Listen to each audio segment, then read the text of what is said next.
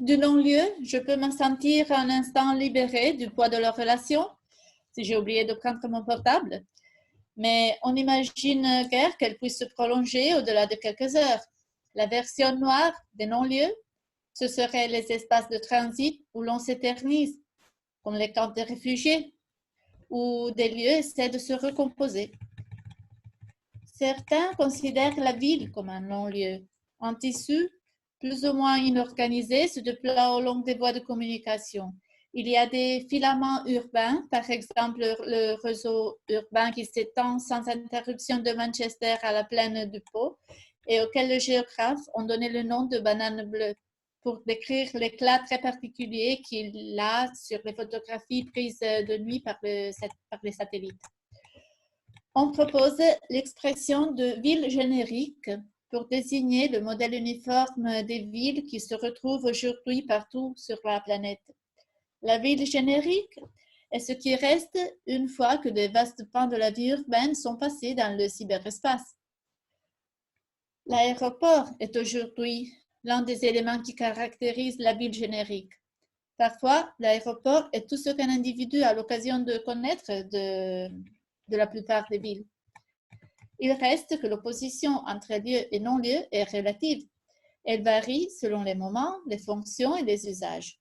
Un stade, un monument, un parc, certains quartiers n'ont ni la même atmosphère, ni la même signification le jour et la nuit, aux heures d'ouverture et lorsqu'ils sont quasi déserts. Mais nous voyons aussi que des espaces construits avec une finalité précise peuvent voir leur fonction détournée ou adaptée.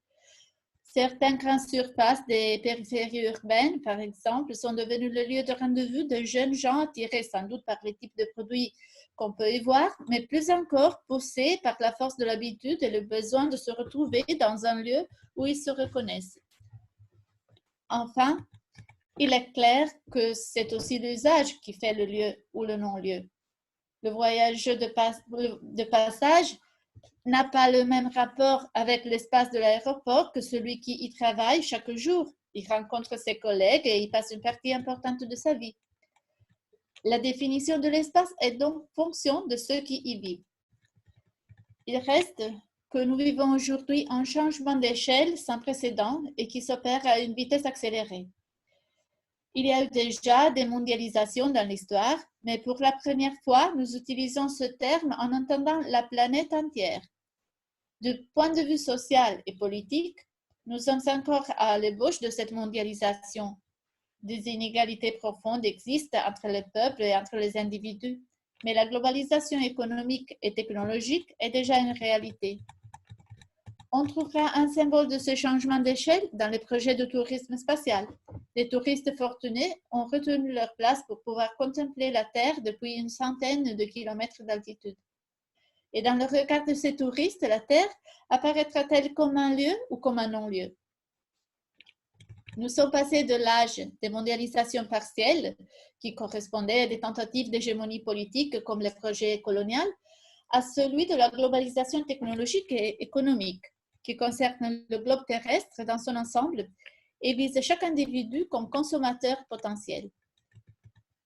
Mais le fait est que, y compris dans le monde actuel, nous passons notre temps à essayer de faire du lieu pour échapper à l'isolement. La solitude peut être un moment enrichissant de réflexion ou de repli, mais l'isolement marque l'échec de la relation. Dans les lieux, au sens anthropologique du terme, l'individu vit la relation aux autres, une relation symbolique en lien qui a besoin du temps et de l'espace. L'identité se construit toujours au contact des autres. Et c'est le défi auquel doivent répondre tous les gestionnaires de l'espace social. Et voilà, c'est tout.